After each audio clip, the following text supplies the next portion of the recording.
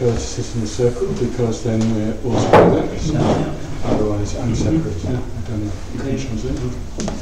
Tātad skolotājs saka, ka viņš dod priekšroku sēdēt aplī, jo ja viņš sēž ārpus aplī, tad viņam tāds sajūta, ka viņš ir tā kā atsevišķi. Okay, and can we please treat this more like a conversation? Un uztveriet šo vakaru vairāk kā sarunu. So if you have any questions, you don't wait till the end, you just stop me, and I'm happy about that. Un ja jums rodas kādi jautājumi, negaidiet, kamēr es pabeidzu kaut kādu sadaļu, vienkārši jautājiet tad, kad jums gribas jautāt. Also, if you disagree with something I say, don't wait, just say, oh, I'd like to make a comment, please. Un ja jūs kaut kam nepiekrītat, arī vienkārši sakat, ka jūs gribat komentēt kādu konkrētu domu. Okay, so please, we're just working together. Mēs vienkārši strādājam kopā. Okay, so as you probably know, I'm Andy, and I come from the UK, from England. Okay. Jūs droši vien zināt, ka es esmu no Indijas un es nāku no apvienotās karalistes. And I believe you've been studying Discovering Buddhism together, yeah? Cik es saprotu, šeit klātesošie jūs esat jau apmeklējuši budismu, atklājot budismu nodarbību. Did some of you study the first and second modules already? Vai kāds no jums ir izgājis cauri pirmajam un otrajam moduliem? Great, great.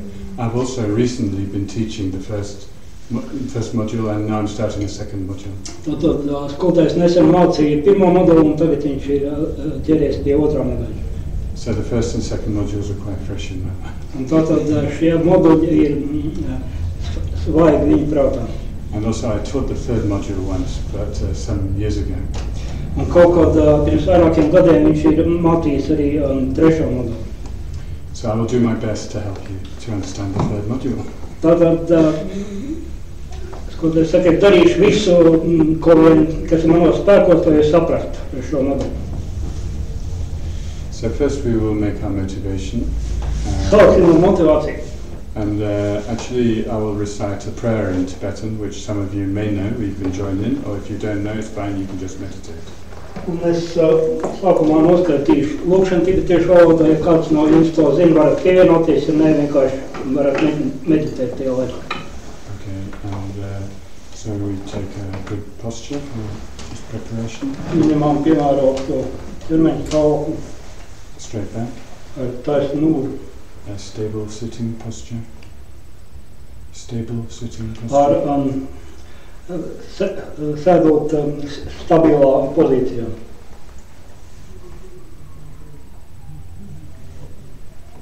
And at the beginning we take refuge. Sākumā mēs pieņemam patvērumu. What are we taking refuge from? No kā mēs pieņemam patvērumu?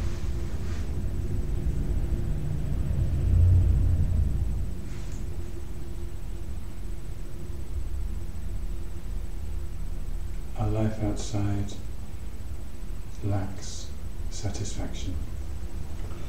Mūsu ārējā dzīve ir tāda, kura mums nesniedz apmierinātību.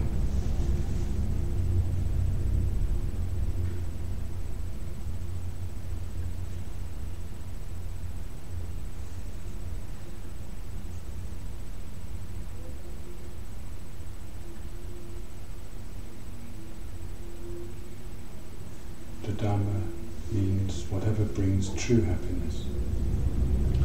Un savukārt dharma ir kaut kas tāds, kas mums atnes patiesu laimi.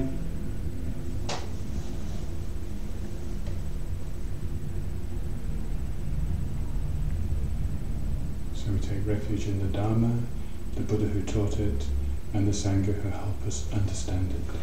Mēs pieņemam patvērumu pie dharmas, pie Budas, kurš šo dharmu mācīja, un pie Sangas, kur mums palīdz šajā ceļā.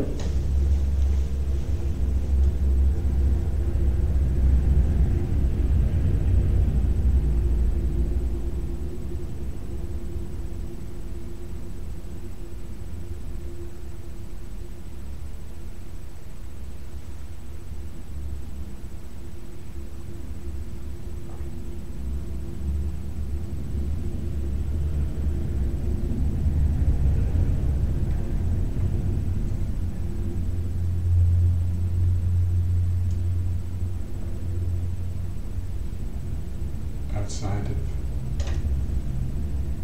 us in the universe, there are countless sentient beings without the Dharma.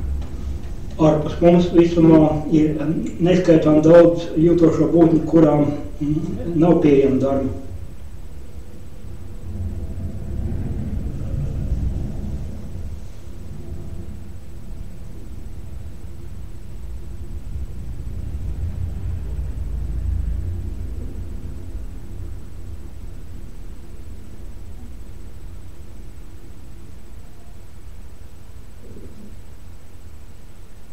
Helplessly, they create actions and experience the results. Un šīs būtnes veids dažādas darbības un piedzīvo šo darbību rezultātus.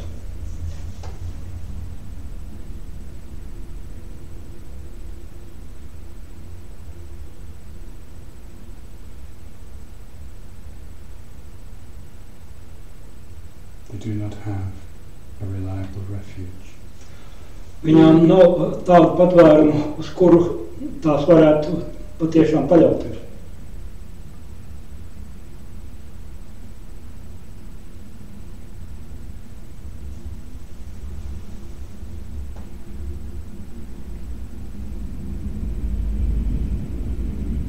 May I become a reliable refuge for all sentient beings.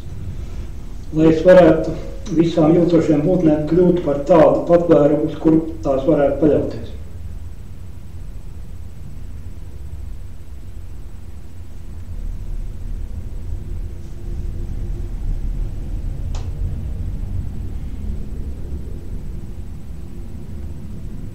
This prayer contains the thoughts of refuge and bodhicitta.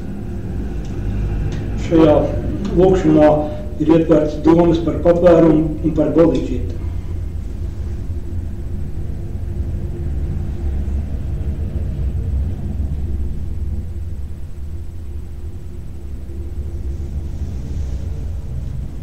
Sangye chudan sogi chornala chanchu padu dari kyasu chi dagi jin sogi peso nangi dola penchi sangye du parasho Sangye chudan sogi chornala chanchu padu dari kyasu chi dagi jin sogi peso nangi Dola penchu sangye du parashog Sangye chodan sogi chodnala Chanchu padu dagni kyapsu chi Dagi jin sogi peso nangi Dola penchu sangye du parashog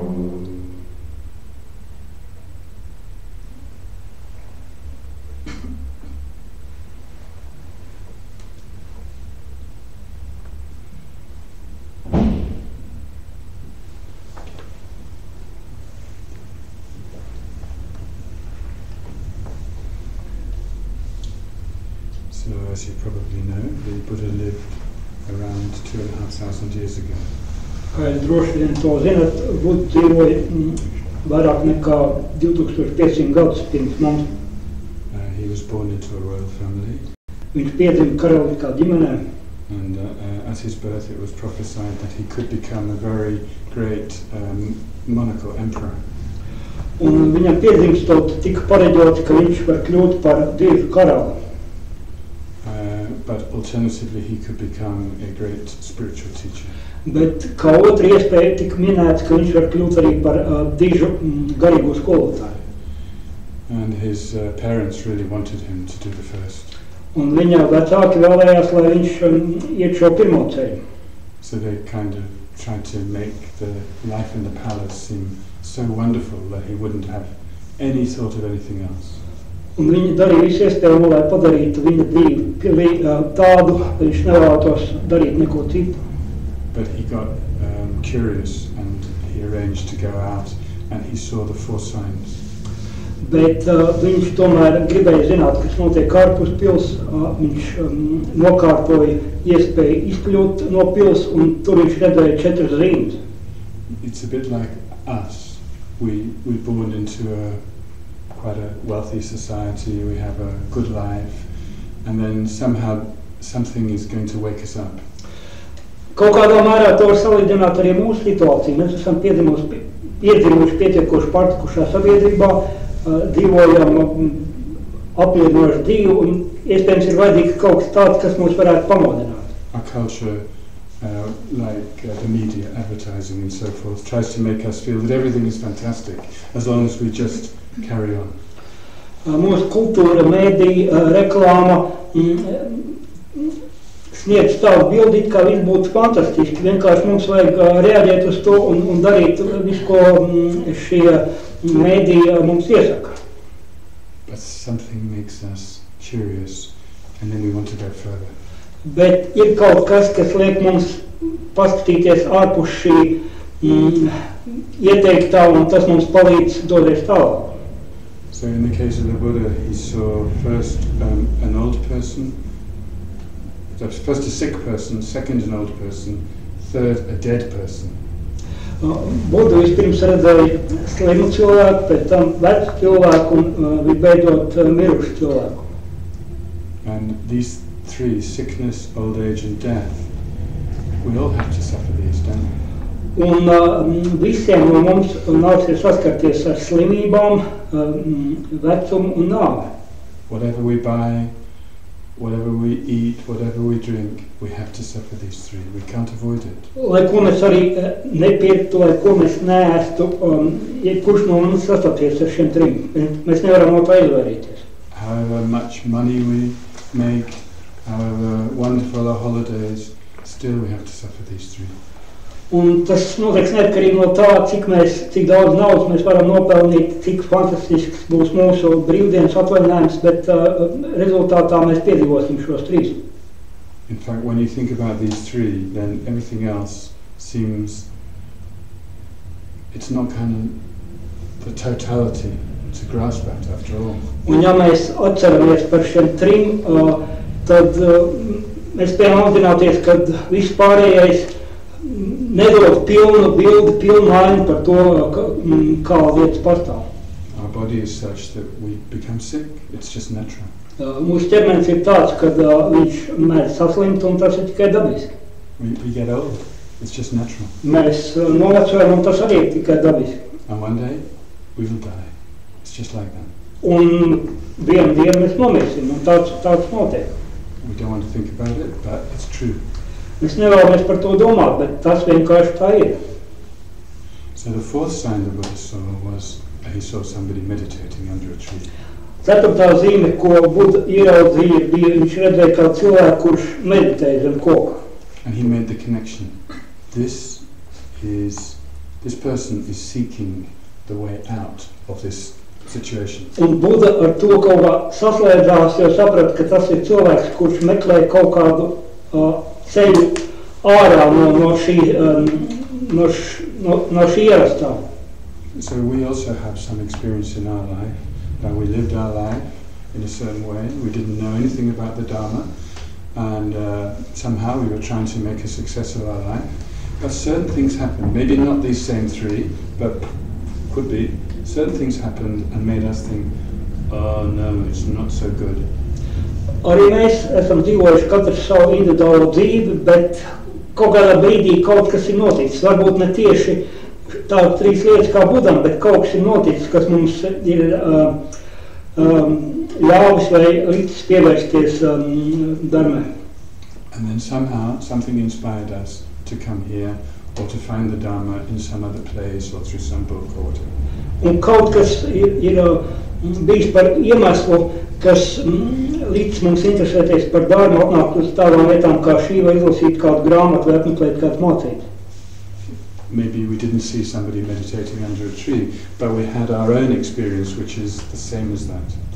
Varbūt mēs neredzējām kādu cilvēku, kurš meditēja zem koka, bet mums bija mūsu pašu personīgā pieredze, kur ir salīdzināma.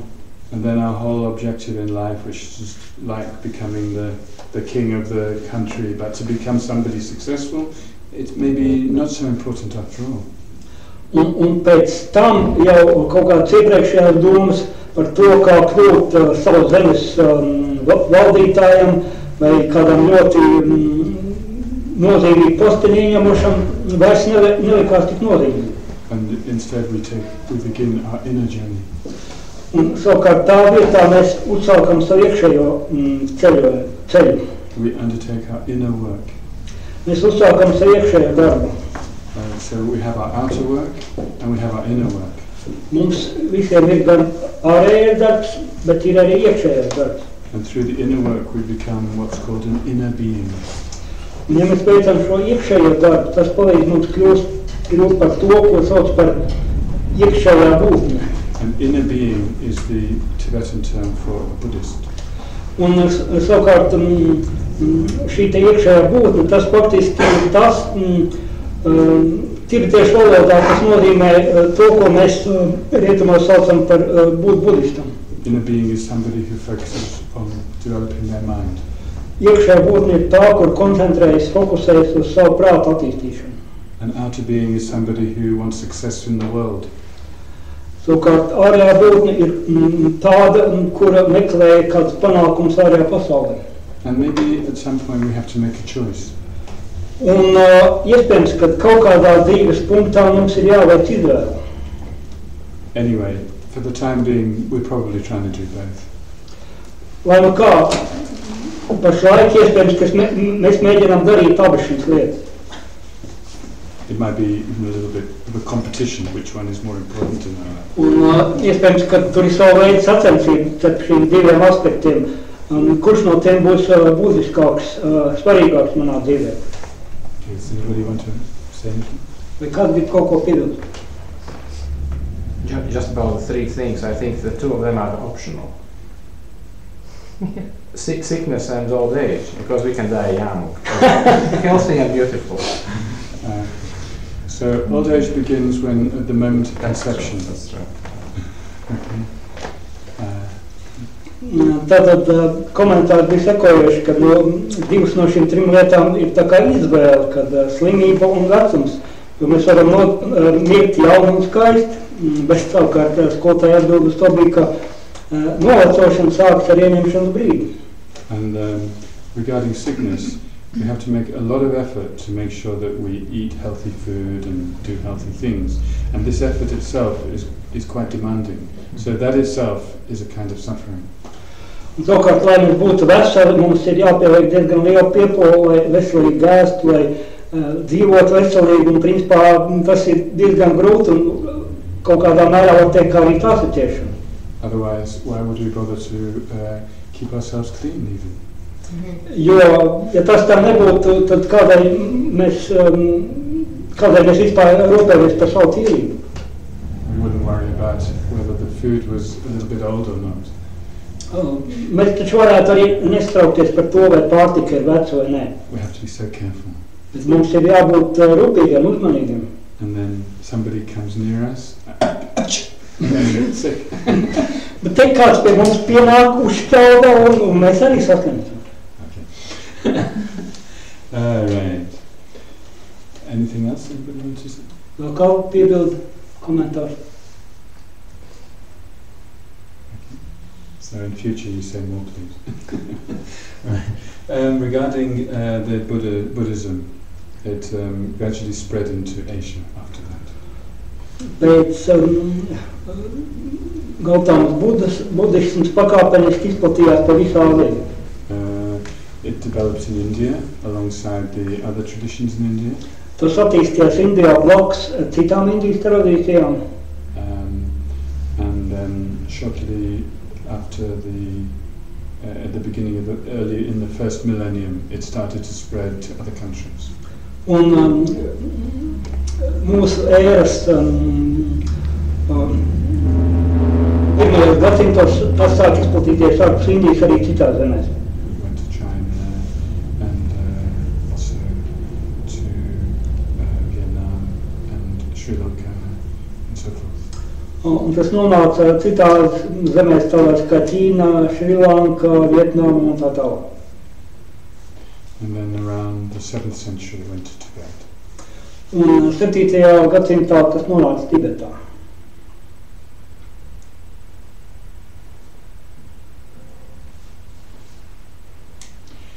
The key teaching of the Buddha is called the Four Noble Truths.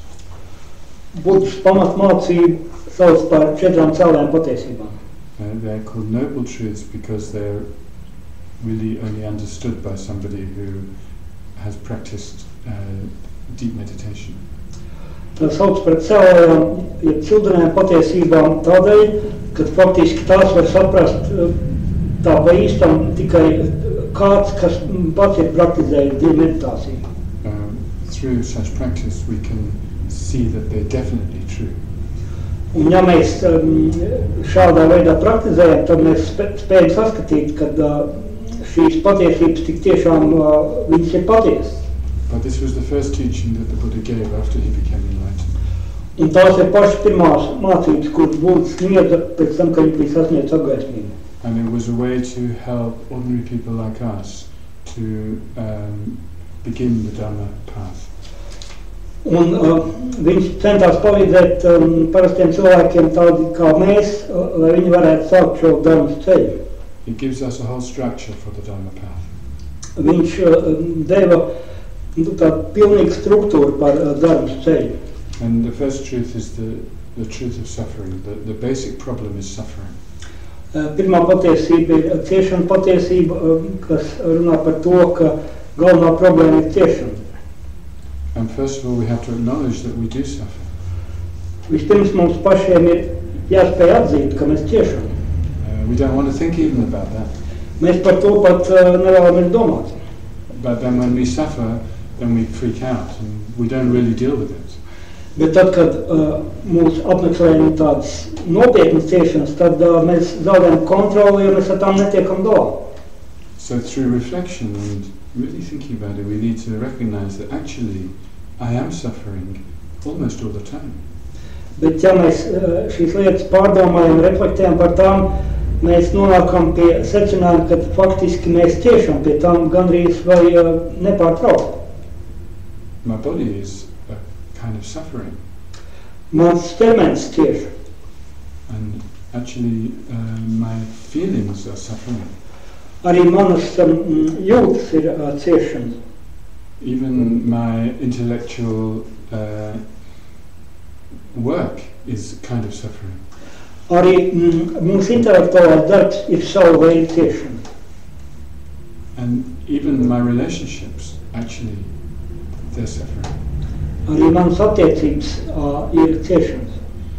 It's very hard for us to look at that. Priekš mums tas ir grūti šādā veidā paskatīties. It sounds too dismal. Tas šķiet tā kā... Tik bēdīgi, Maiks. Tas šķiet tā kā ļoti bēdīgi. But it's just the starting point. We need to start with this truth. Bet tas ir tikai pats sākums. Mums ir jāsāk ar šo patiesību. If we don't start with the problem nakedly, clear, then we can't solve it. Ja mēs neķeramies pie problēmas tādā pilnīgi tiešā un atvērtā veidā, mēs to nekad neatrisināsim. But if we're really honest and clear about what the problem is, then we can reach the solution. Bet ja mēs esam godīgi un mums ir skaidrs, kur tiešām ir problēma, tad mēs spējam arī atrast atrisinājumu. Okay, so when you get confident that the Buddha is actually teaching a solution, then you can really go back to the first one and really look at it. Un tad, kad mēs iegūstam pārliecību, ka Buddha mums piedāvā risinājumu, tad mēs iegūstam šī pārliecība nostiprinās un mēs varam atgriezties pie pirmās patiesības. The reason why we don't normally like to look at our suffering is because we think there is no solution. Un iemesls, kādēļ mēs nevēlamies domāt par ciešanām, ir tādēļ, ka mums šķiet, ka nav iespējams atrast risinājumu. Normally we just cover it up with like pretending to enjoy some things like sugar. Parasti mēs vienkārši tā kā paslēpjam šo sajūtu un saldinām savu dzīvi, piemēram, cukuru.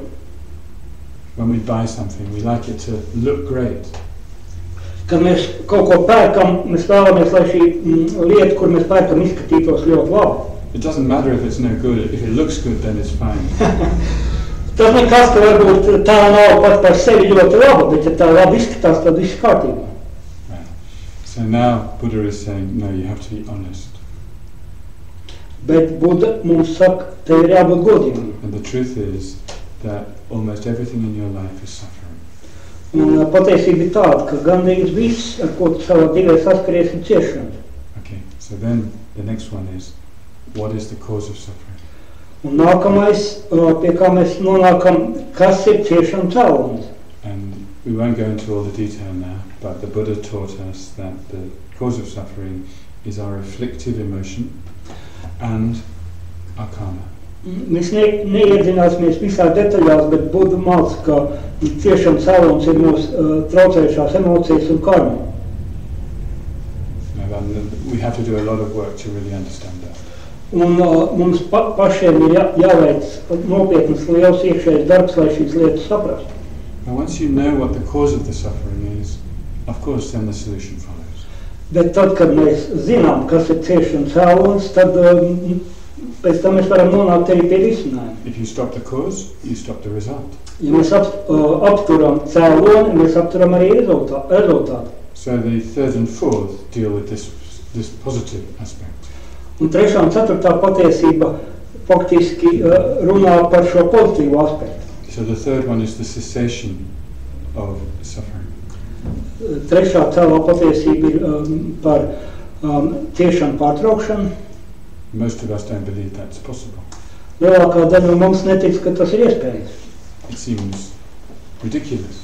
Tas šķiet smieklīgi. So it takes a lot of work to come to the conclusion that it indeed is possible. Un ir jāiegulda liels darbs, lai nonāktu pie secinājuma, ka tas patiešām ir iespējams. We have to understand our mind and we have to understand reality in its deepest level. Mums ir jābūt spējīgiem izpērt gan savu prātu, gan realitāti dziļākajā veidā. And when you explore that, then you gradually come to the understanding that the cessation of suffering is possible. Un kad mēs to pētām, iedzināmies un izprotam, tad mēs nonākam pie secinājuma, ka ciešana izbeigšana ir iespējama. That's amazing, isn't it? Tas ir fantastiski. Okay, so then the fourth one follows, which is the path to the cessation of suffering. Un ceturtā patiesība ir ceļš, kurš noved pie ciešana izbeigšanas. Anybody want to say anything? Vai kāds grib kaut ko pateikt? So you just stop me when you have some thought. Ja jums ir kāda doma, apturiet mani. Okay. So what happened is that Buddhism really developed in India to a very high level of a great Buddhist culture. Kāds gadījās, ka Indijā budisms attīstījās tik plaši, kad izveidojas vesela liela budismu kultūra.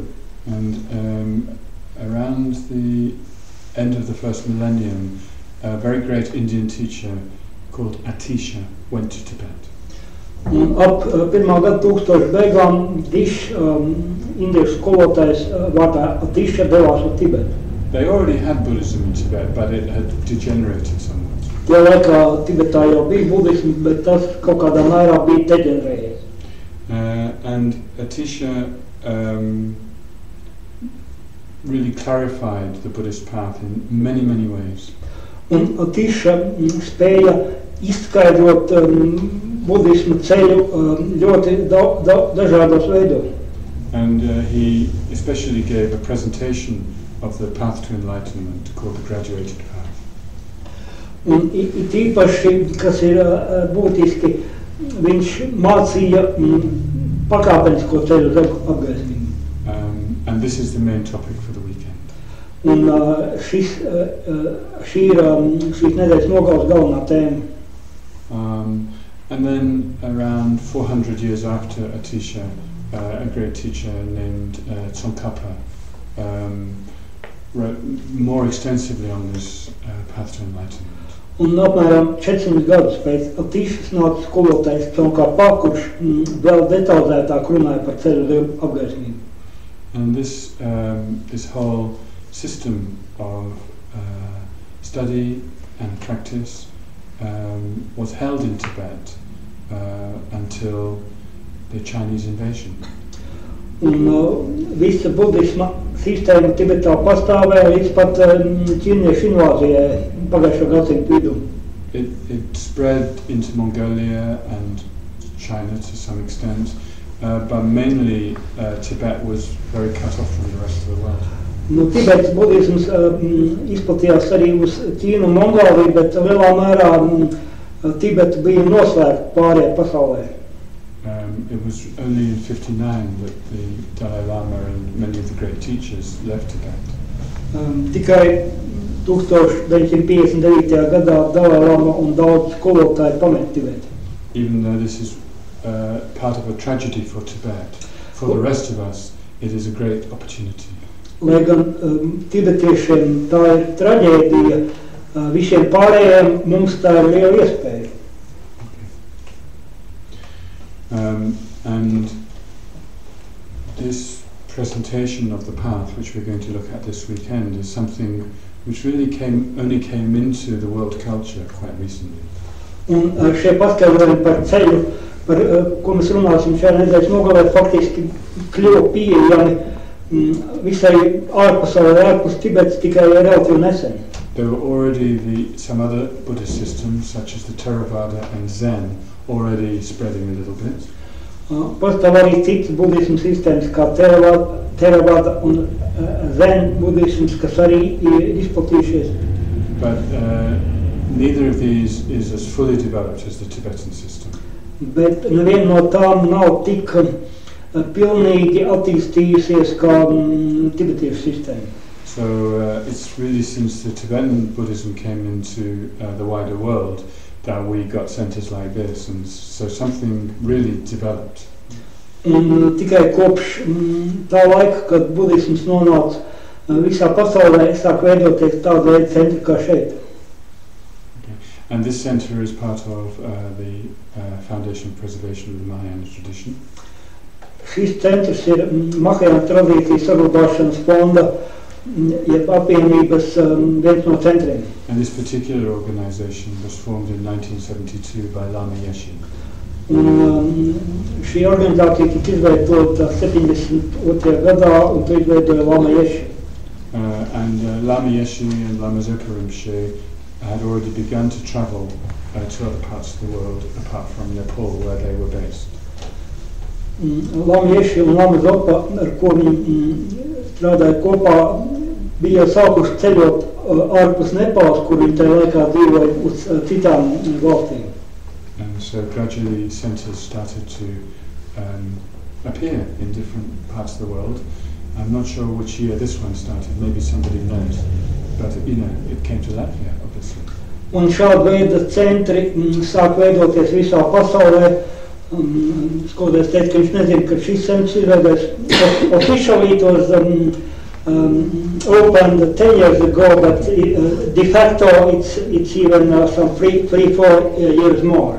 Okay. So it was registered 10 years ago, but it existed even earlier. Okay, thank you. All right.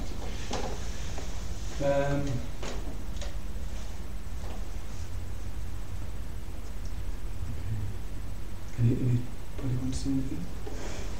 Okay. You will.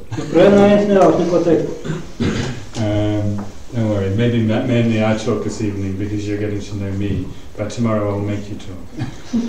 Nu, es esmu gatavs samierināties ar to, ka šovakar vairāk runāšu es, bet reķināties savukārt ar to, ka rīt es likšu jums runāt. So let's just think again about the Buddhist worldview. Padomāsim vēlreiz par budismu pasaules skatījumu. There are 4 basic tenets. Ir 4 pamata, kā tenets tūko. Varētu teikt sistēma, so filozofijas sistēma. Ir 4 pamata budismu filozofijas sistēmas. The first one is that everything that is produced is impermanent. Pirmā ir, ka jebkas, kas ir radīts, ir nepastāvīgs. So you have to think about that. Everything that is produced, it means it has its own causes and conditions. Anything that is like that is impermanent. It means it comes to an end. Tātad, jebkas, kas tiek radīts, kam ir, lai tas tiek radīts, ir cēloņi un apstākļi, jebkas, kas tiek radīts, tas kaut kad beidzas. So what is it we think will go on forever? Kas ir tas, kā jums šķiet, kas varētu turpināties bezgalīgi? Our relationship relationship. Piemēram, mūsu attiecības. But it's produced, isn't it? Bet tās ir radītas. So it can't go on forever. Tās nevar turpināties bezgalīgi. Okay. Kaut kādā brīdī tas beigās. And everything else that we get attached to, we want it to last forever. Un tas tāpat ir arī ar visu, pie kā mēs pieķeramies, jo nekas neturpinās bezgalīgi. Our body, Mūsu ķermenis, our car. mūsu mašīna. Okay. You know what I mean. Jūs pareizi. It's good, isn't it, to know this, to be sure. Definitely. It will come to an end. Un ir labi to zināt un būt pārliecinātiem, ka jebkas kaut kas beigsies. So when it comes to an end, it's okay. We relax because we knew it was going to come to an end.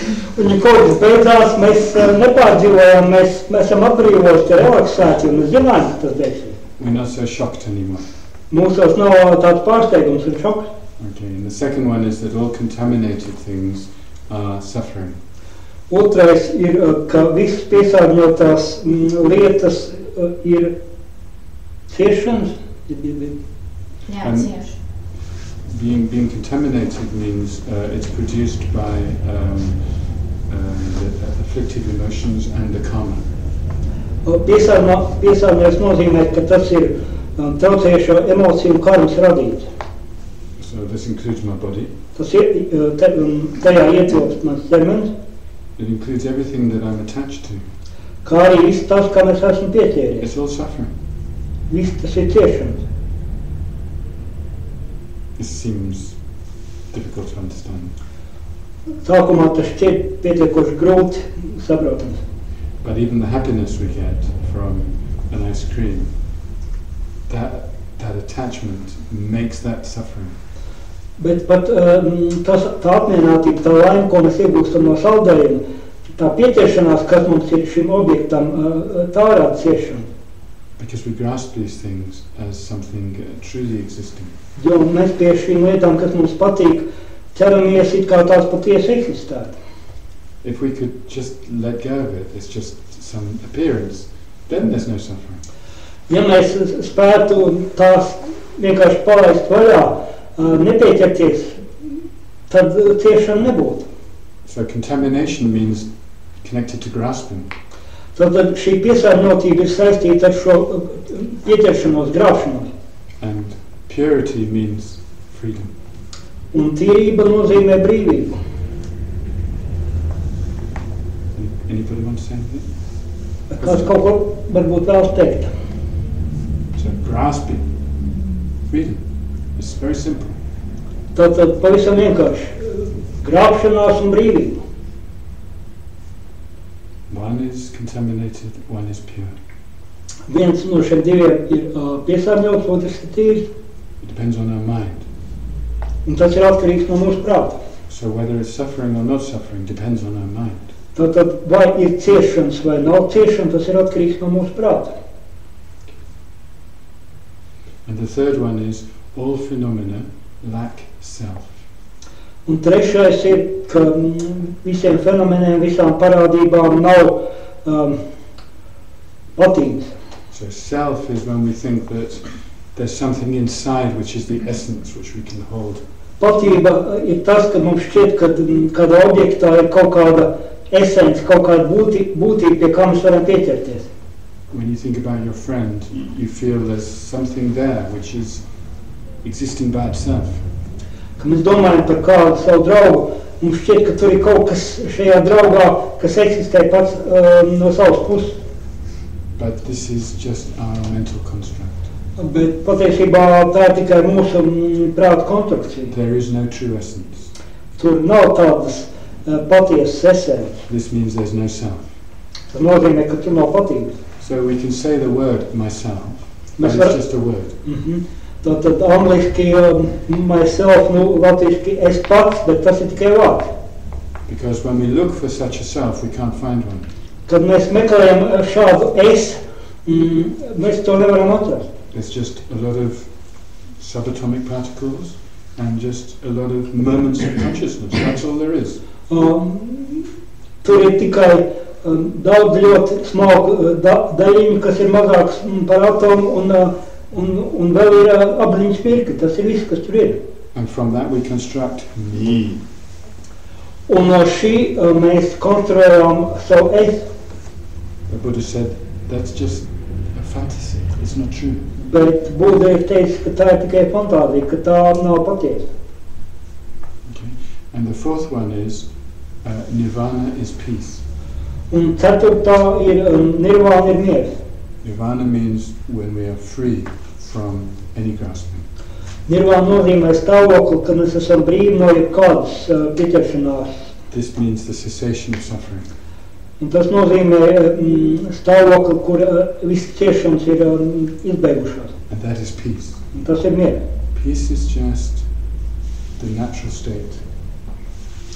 Un miers ir vienkārši dabisks stāvoklis. Through all this grasping, we create something unnatural. Caur visu šo pieķeršanos, grābšanos mēs radām kaut ko nedabisku. Something untrue. Kaut ko tādu, kas nav patiesa. Something that doesn't exist. Kaut ko tādu, kas neeksistē. What does exist is just peace. Tas, kas eksistē, ir tikai miers. But we also have to achieve the understanding of this. Bet mums ir jāsasniedz izpratni par šīm lietām. So there's what we call natural nirvana, which is the natural peaceful state. Ir tas, ko mēs saucam par dabisko nirvānu, kas ir šis dabiskais mierpilnais stāvoklis. And there's the nirvana which we achieve through our practice, Un tad ir tāda nirvāna, ko mēs sasniedzam caur savu praksi, which is the realization of nirvana. Kas ir nirvānas realizācija. Any question? Jautājumi? Viens jautājums ir nirvana miers. Ja viss ir nepastāvīgs, mainīgs, Vēlreiz lūdzu. ja viss ir nepastāvīgs, mainīgs, cik tad ilgi tā nirvana pastāv? So the question is everything is changing all the time and impermanent, how about in nirvana, how long does it exist? Okay. So not everything is a product. Ne viss ir produkts. Okay, there are one or two things which are not products. Ir burtiski pāris lietas, kuras nav produkti. The things which are not products are just mere absence of something. Un tās ir tādas lietas, par kurām mēs varam teikt, One of them is space. kā mēra. Ka tas ir vienkārši kaut kā neesamība. Tā ir kaut kā neesamība. One of them is space. Viena no tām ir telpa. Space is not a product. Telpa nav produkts. It just underlies all material things. Tas ir kaut kas, kas ir visu materiālo lietu pamatā. And another of them is the natural nirvana. Un otra no tām ir dabiskā nirvāna. The natural nirvana or cessation. Dabiskā nirvāna ir izbeigšana. It's just when all the suffering is removed. Tas ir tad, kad viss ciešanas ir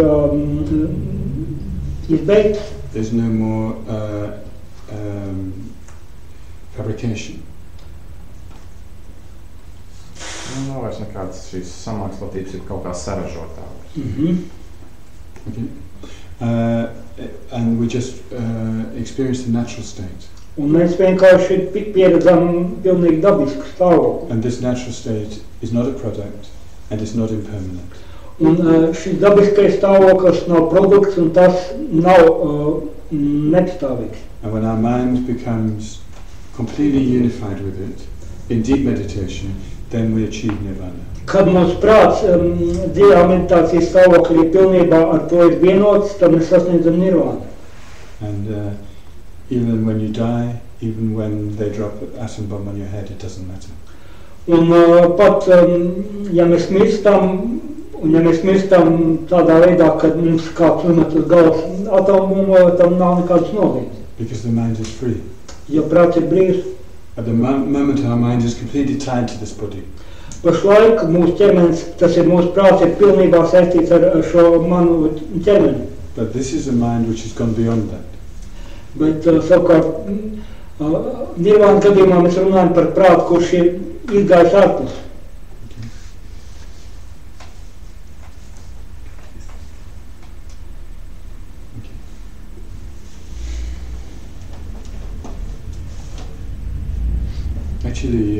it's time to do some meditation. Es domāju, ka ir pienācis laiks veikt kādu meditāciju. We're going to meditate on the nature of the mind. Mēs meditēsim par prātu dabu.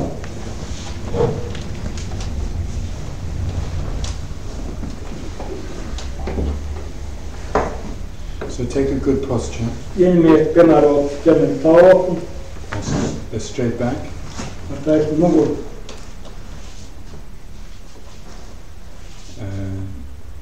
Stable sitting.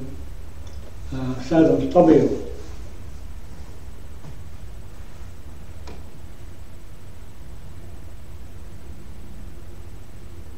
Just experience your body Izjūtam savu ķermeni right here, right now. šeit un tagad.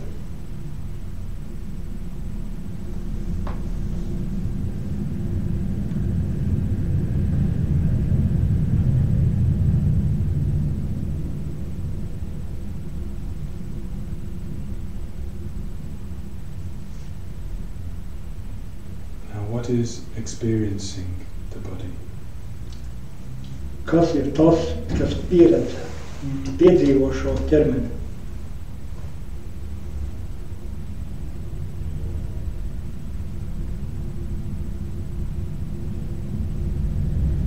This is the mind. Tas ir prāts.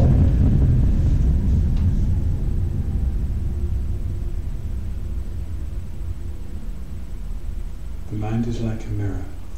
Prāts ir tā kā spogulis.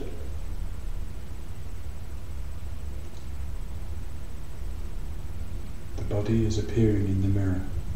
Ķermenis parādās šajā spogulī.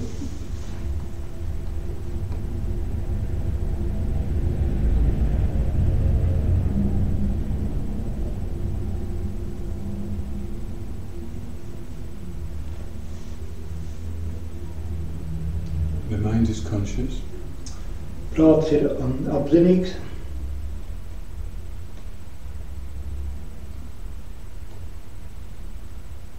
It cognizes its object.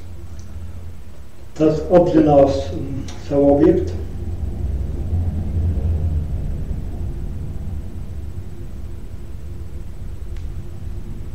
But the mind itself is clear like the sky. Bet prāts pats par sevi ir skaidrs tā kā debesis.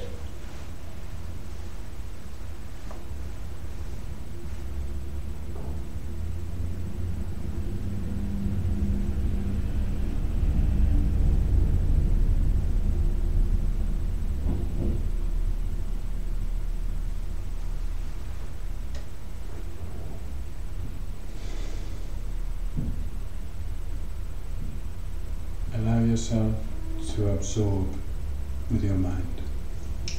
Ļaujiet sev sapūst ar savu prātu.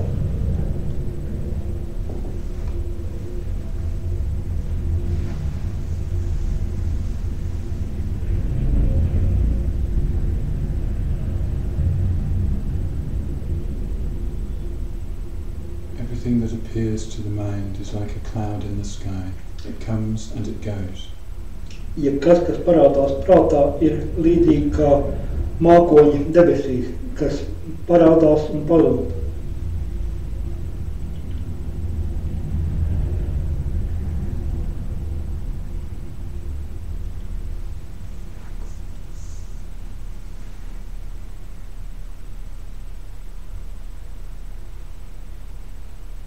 But beyond the clouds, the sky is always clear. Bet aiz mākoņiem debesis vienmēr ir skaidrs.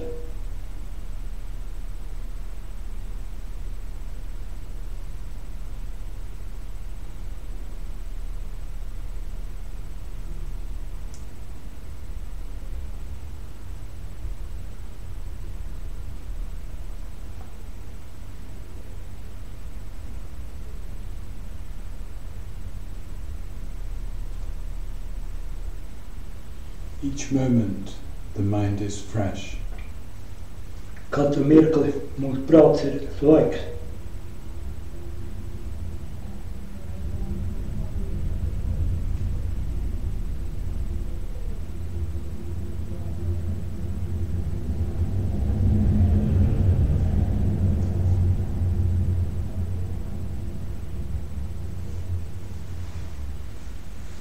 mind is a series of moments. Prāts ir mirkļu virkne.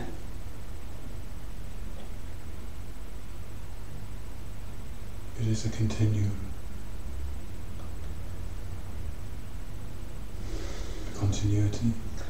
Tā ir turpināšanās, Like a river. kaut kas līdzīgs upei.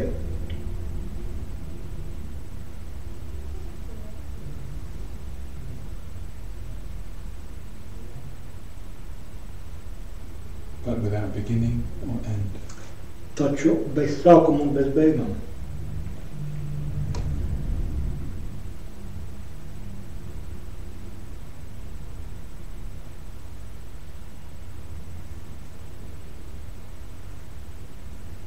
Each moment we can call now.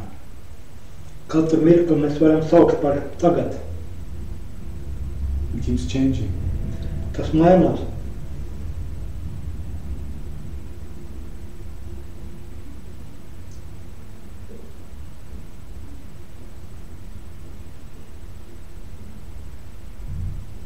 Each moment has a beginning, a middle and an end. Katram mirklim ir sākums, vidus un beigas.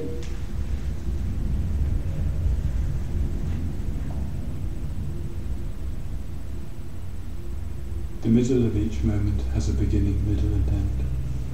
Katru mirkli vidum ir sākums, vidus un beigas.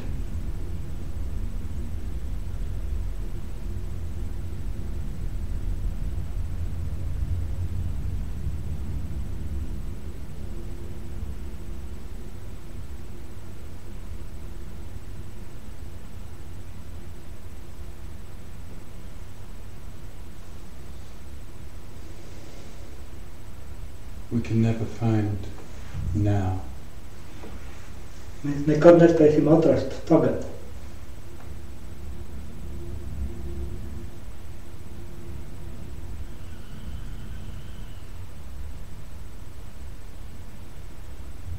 The past is gone. Pagātne ir pagājusi, It doesn't exist. tā neeksistē. The future hasn't come. It also doesn't exist. Nākotne vēl nav pienākusi, tā neeksistē. But now cannot be found. Bet tagad šo brīdi nevar atrast.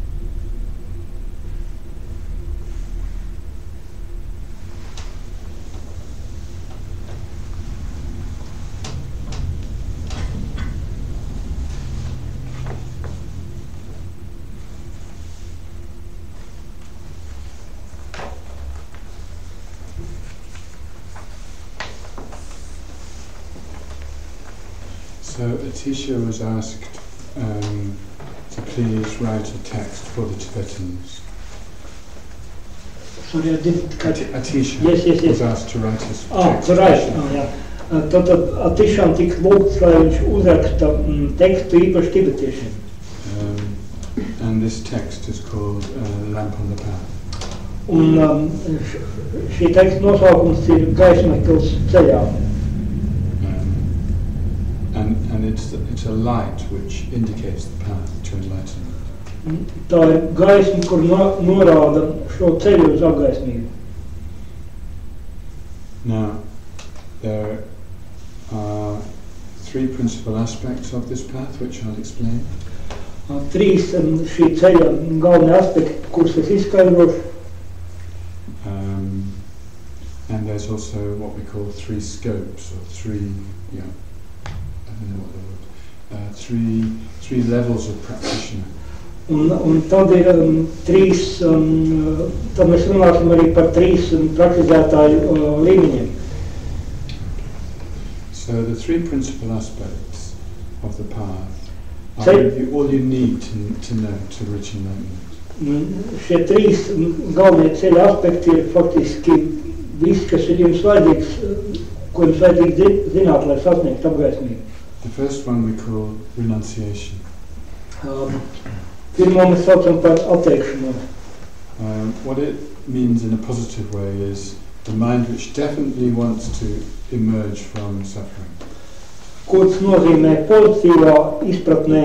Tas ir tāds prāts, kurš vēlas tikt vaļā no ciešanām. So you can remember from the Four Noble Truths that the first two deal with suffering, and then when we know about the third one, which is a cessation, then we will want to reach that. Tad atcerieties, runājot par četrām cildenēm patiesībām, pirmās divas runāja par ciešanām, un tad, kad mēs uzzinām, ka ciešanas ir iespējams pārtraukt, tad mēs vēlamies to iztenot, to panākt. So we need to have a conviction that cessation is possible. Un mums ir nepieciešama šī pārliecība, ka šī ciešana izbeigšana ir iespējama. And we have to understand what it is that we're going to stop. Un mums ir jāsaprot, kas tieši ir tas, ko mums vajadzētu izbeigt. We're going to stop the causes of suffering. Mums vajadzētu izbeigt, pārtraukt ciešanu cēloņus.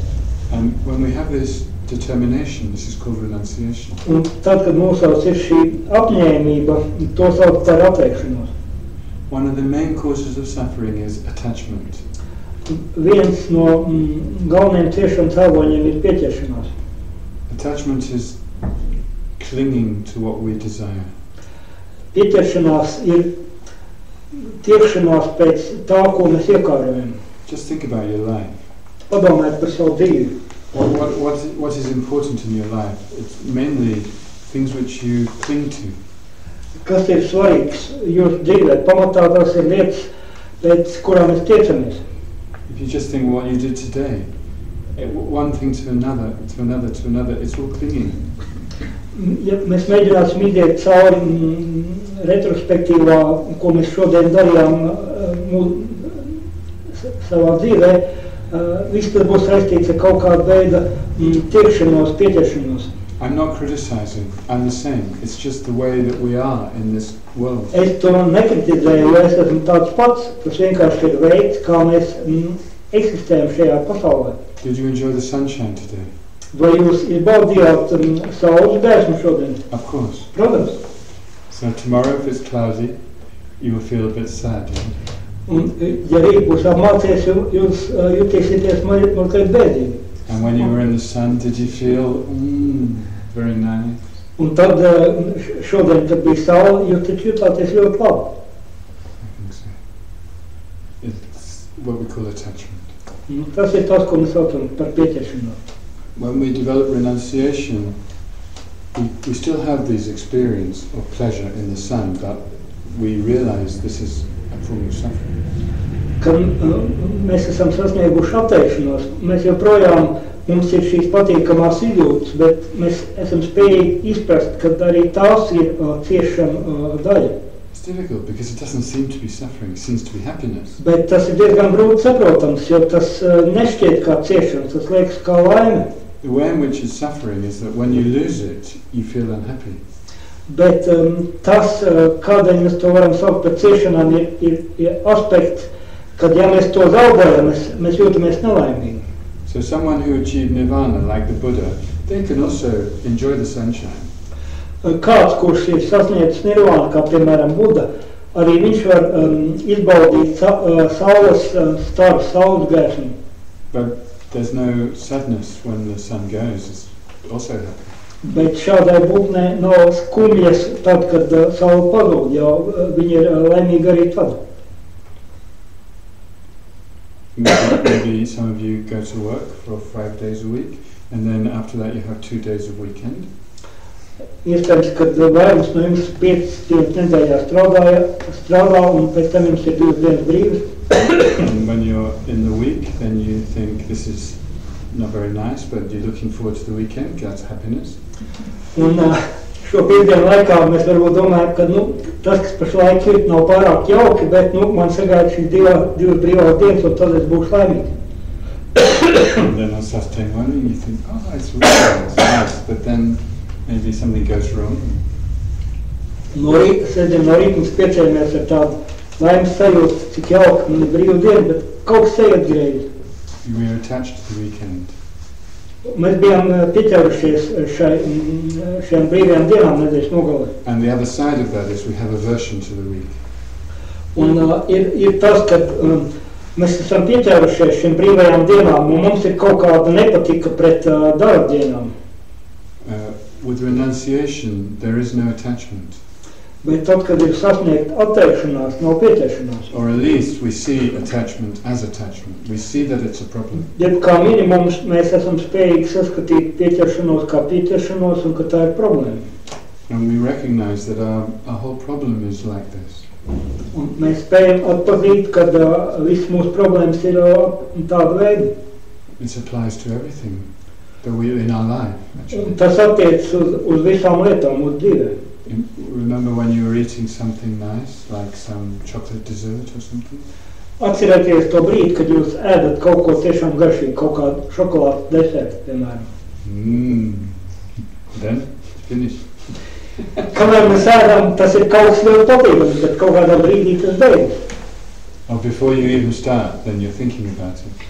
Un vēl pirms mēs esam sākušies, mēs par to domājam. The mind is going like this.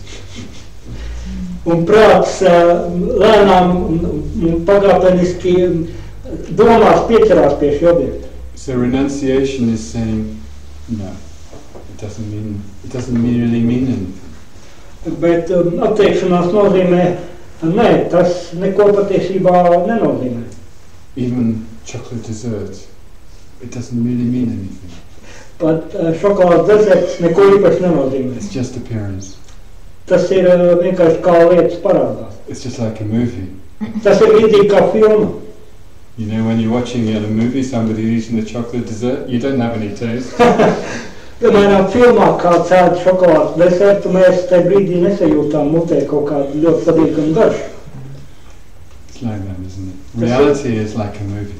Un var teikt, ka mūsu realitāte ir kaut kas līdzīgs filmai. It's just something appearing on the screen of our mind. Tas ir kaut kas parādās uz mūsu prāta ekrāna. If our karma is bad, then we have some horrible experience. If our karma is good, we have some chocolate dessert. Ja mūsu karma ir slikta, tad mums ir dažādas briesmīgas pieredzes. Ja mūsu karma ir laba, tad mēs ik pa laikam tiekam pie šokolādes deserta. With renunciation, we recognize it's all just appearance. Bet, ja mūsos ir atteikšanās, tad mēs spējam atpazīt, ka pilnīgi viss ir tikai parādīšanās, parādījums. This is the first principal aspect of the path. Tas ir ceļa pirmais galvenais aspekts. And based on that, we have the second one, which is called bodhicitta. Un savukārt uz to balstās otrais, un to sauc par bodhicitta.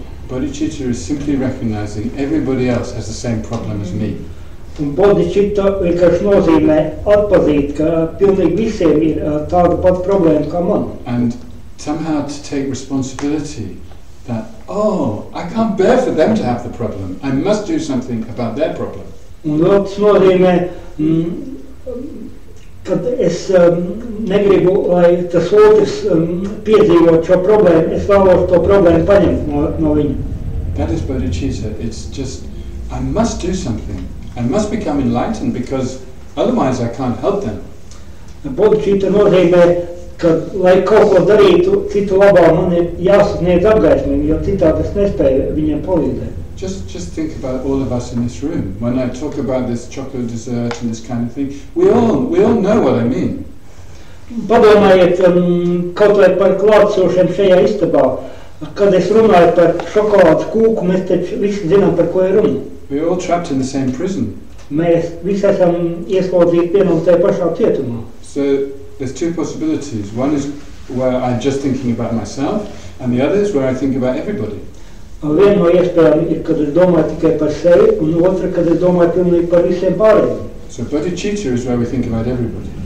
Bodhicitta nozīmē stāvokli, kad es domāju pilnīgi par visiem citiem pārējiem.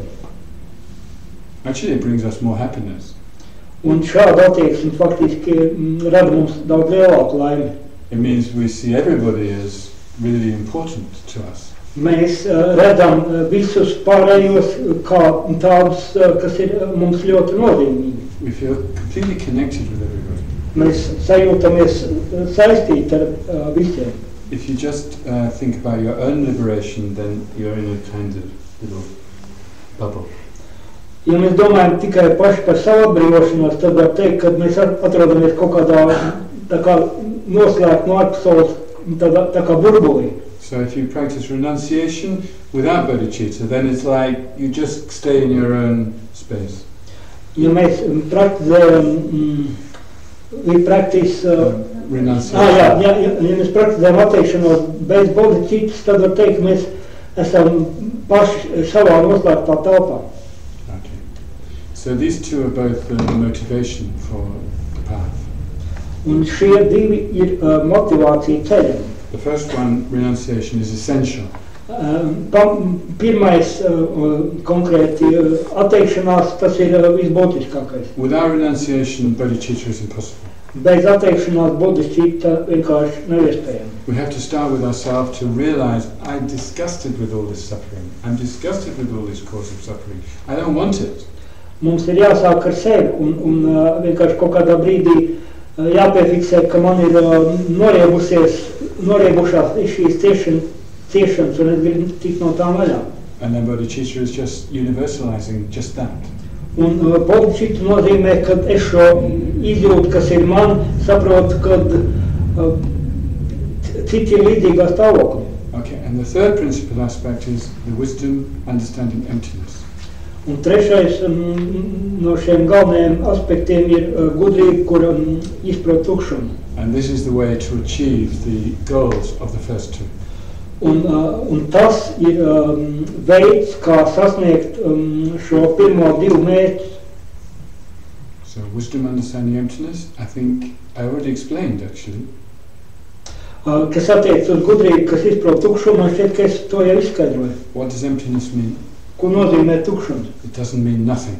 Tas nenozīmē, kad nekā nav. It means the absence of self.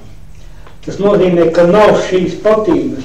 It means there's nothing to grasp at. Tas nozīmē, ka nav nekā, pie kā vajadzētu pieķerties. It doesn't mean nothing exists. Tas nenozīmē, ka nekas neeksistē. There's nothing to hold. Tas nozīmē, ka nav nekas, ko sagrāt un noturēt. Everything that exists can't be held. Jebkas, kas eksistē, to nevar noturēt. Like a reflection in a mirror. It's just a reflection. Kā piemēram atspūgs spogulī, tas vienkārši ir atspūgs. Or like a dream. Vai sapnis. When you wake up, where did it go?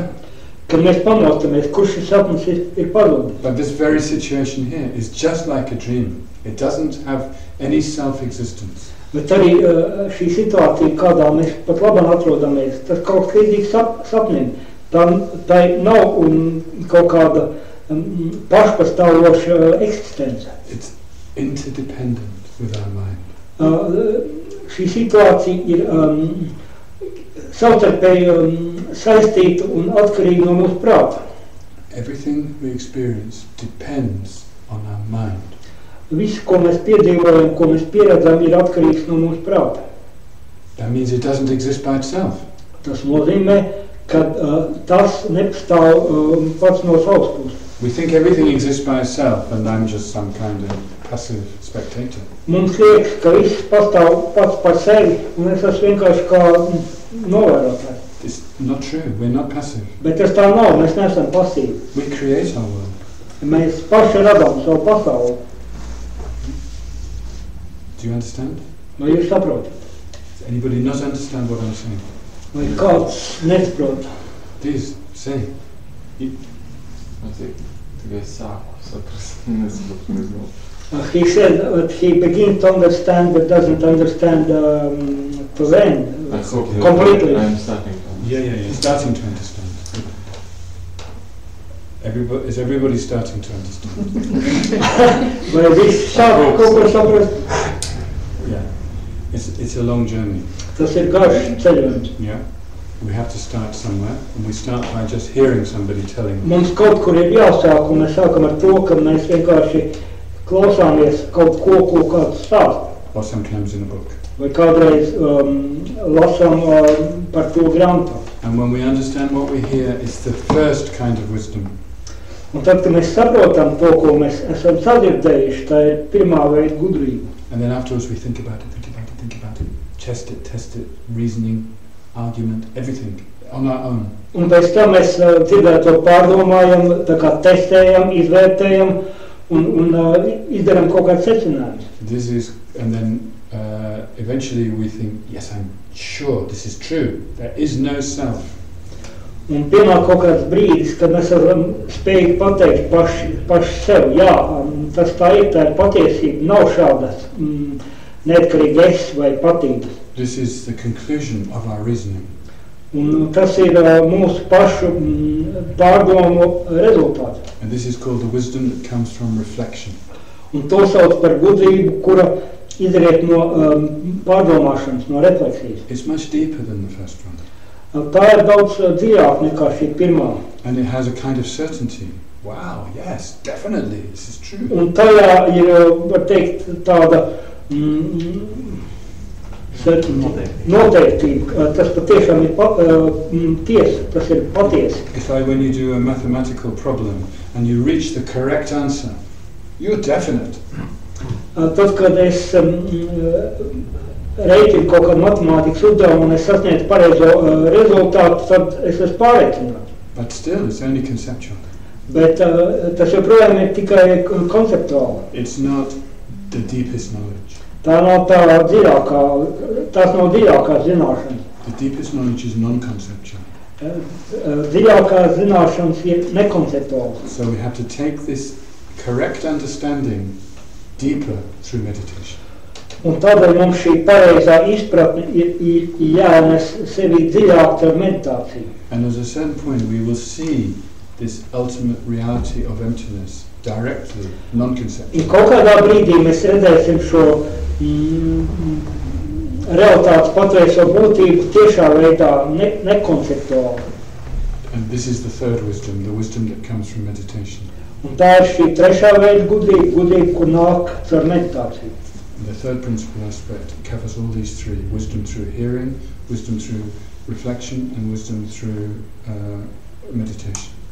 Un šis trešais aspekts ietver šīs trīs veidu gudrības.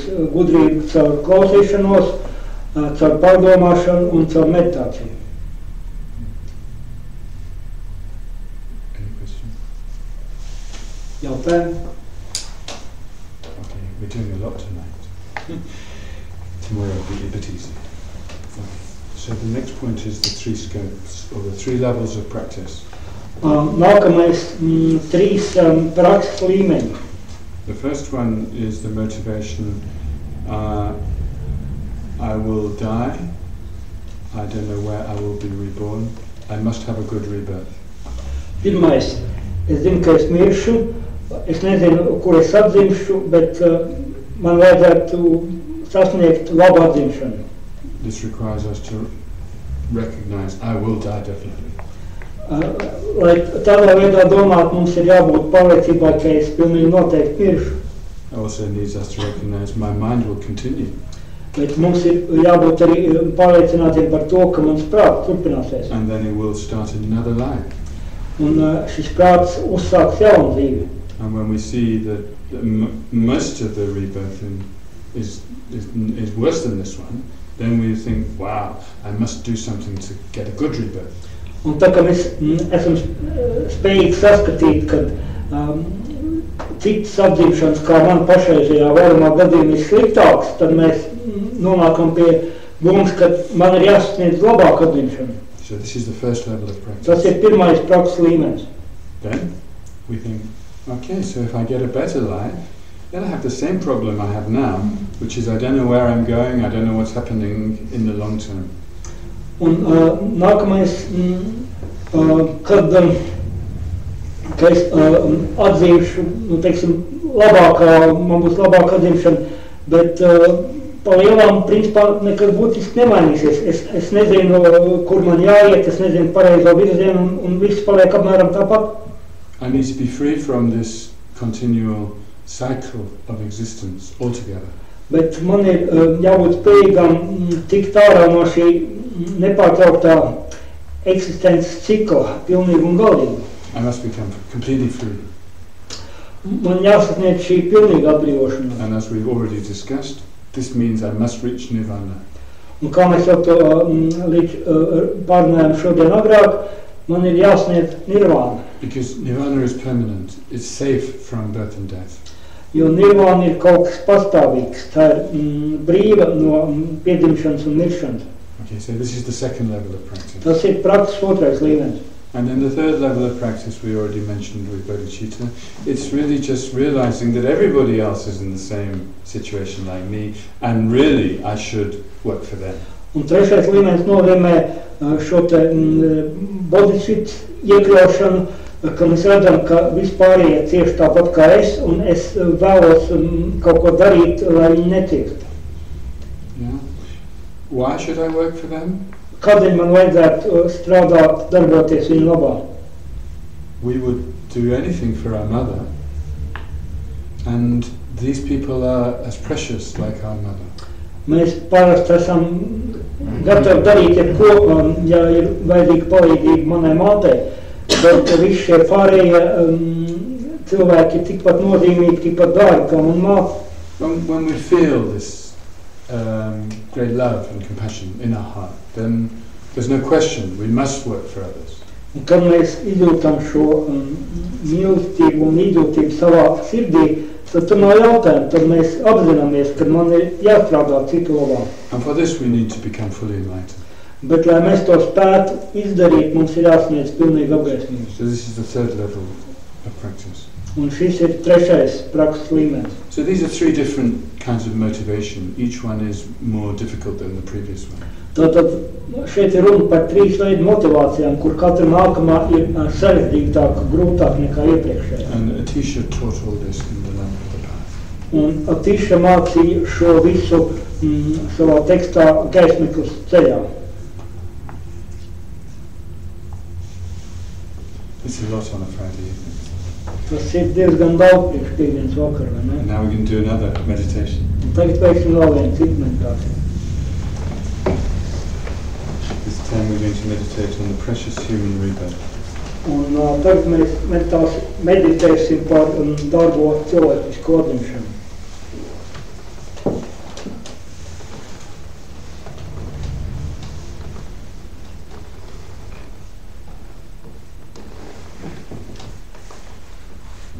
Very simple.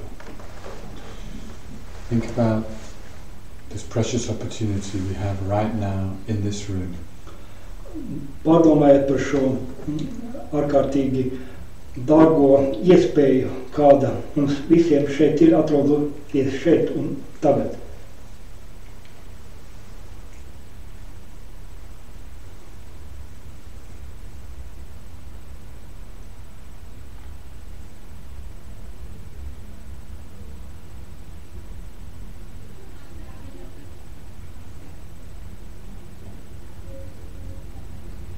Think how, first of all, we must be a human being to experience what we're experiencing in this room this evening.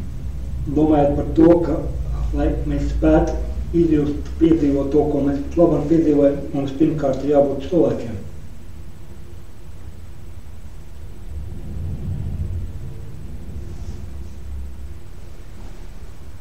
All other life forms cannot have this experience.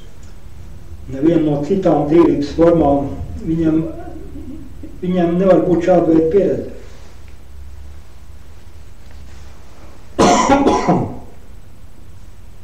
They cannot learn the Dharma, they cannot experience the Dharma. Šīs cita veida būtnes nespēja mācīties dharmu un pieredzēt dharmu. But even among human beings, almost everybody cannot access the Dharma. Bet, ja mēs skatāmies tikai un vienīgi cilvēkus, lielākā daļa no viņiem vienkārši nespēja sasniegt dharmu. Even very intelligent people just close their mind to the Dharma.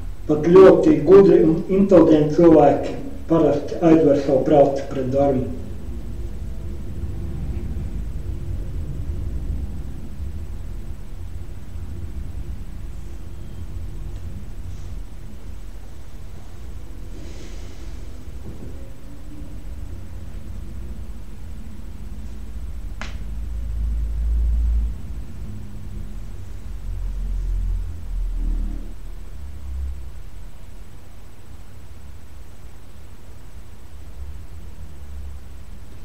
So this opportunity we have right now is very rare. Tā iespēja, kāda mums ir pašlaik un šeit, tā ir ļoti reta iespēja.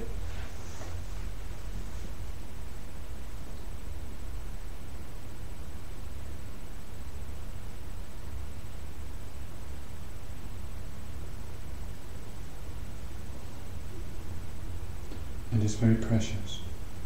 Un tā ir ļoti vērtīga.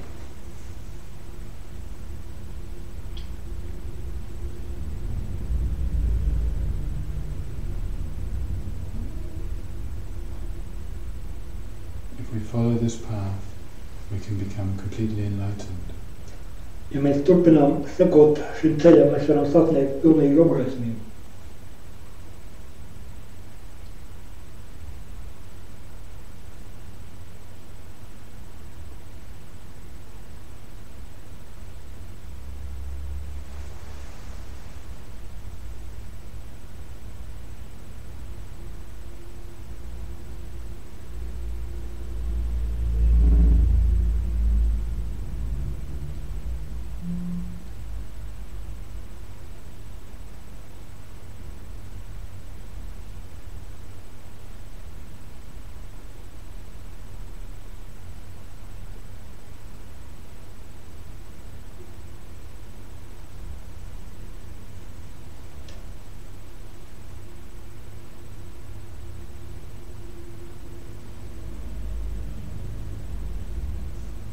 When we realize how precious this particular life is that we have now, we will not waste it. Tad, ka mēs pa īstam apzināmies, cik vērtīgi, cik dārga šī mūsu dzīve ir, mēs vairs nesam spējīgi to vienkārši izniekot.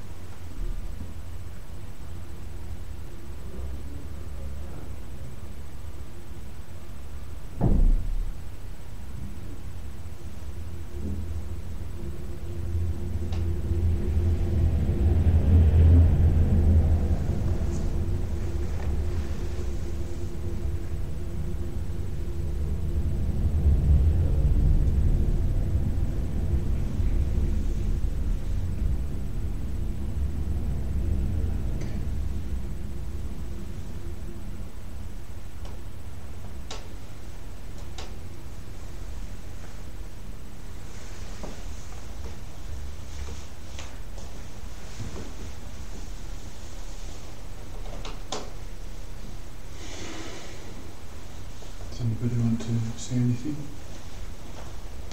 Kāds vēl kaut ko teikt?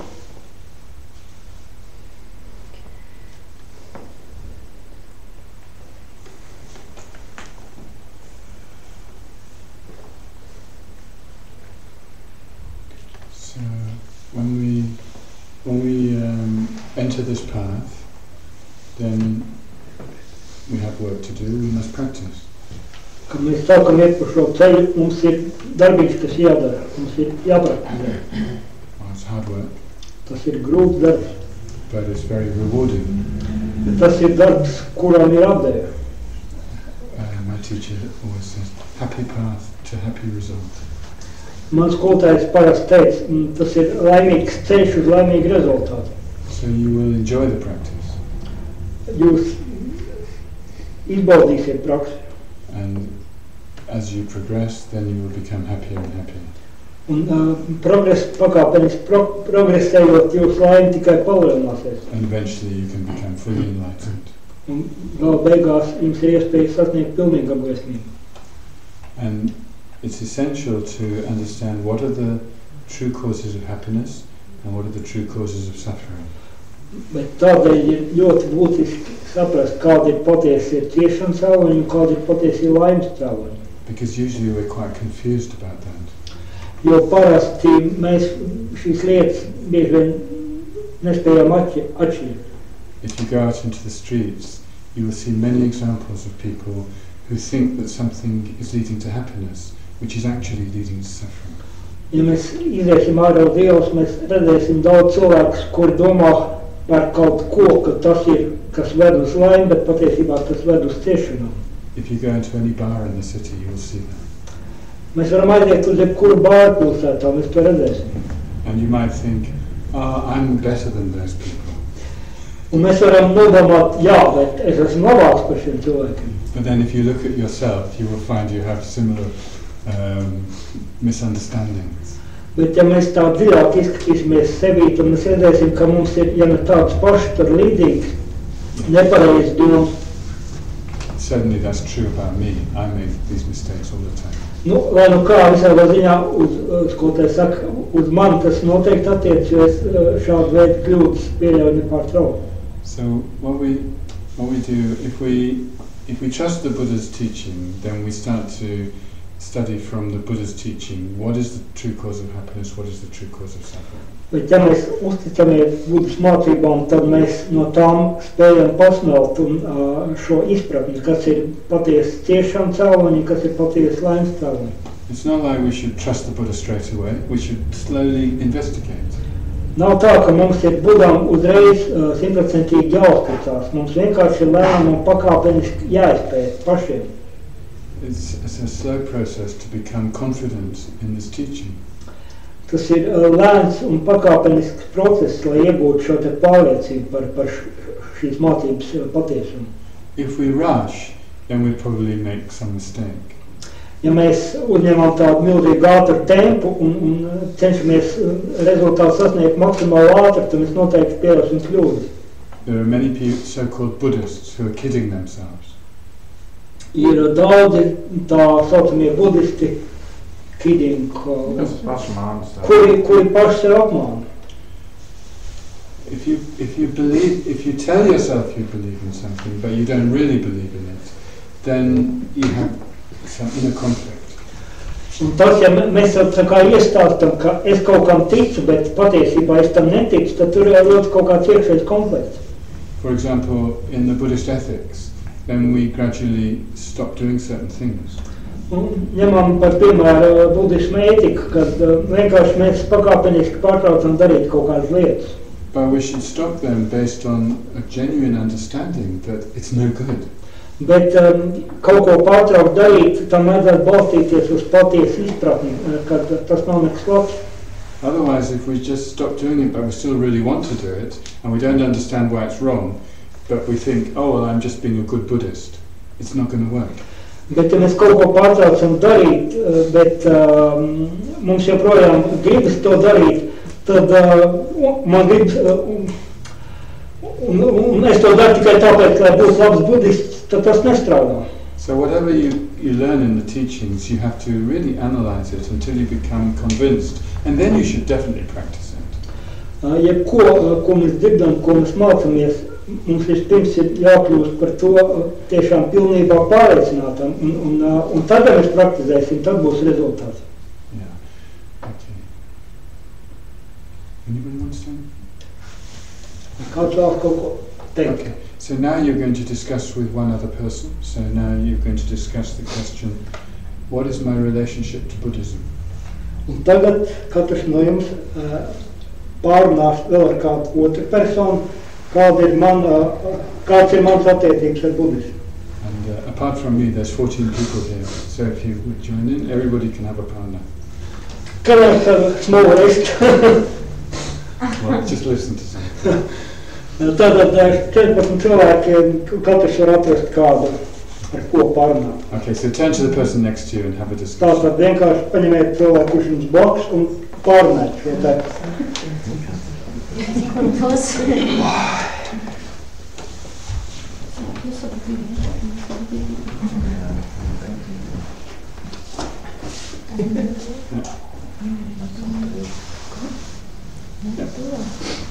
You two guys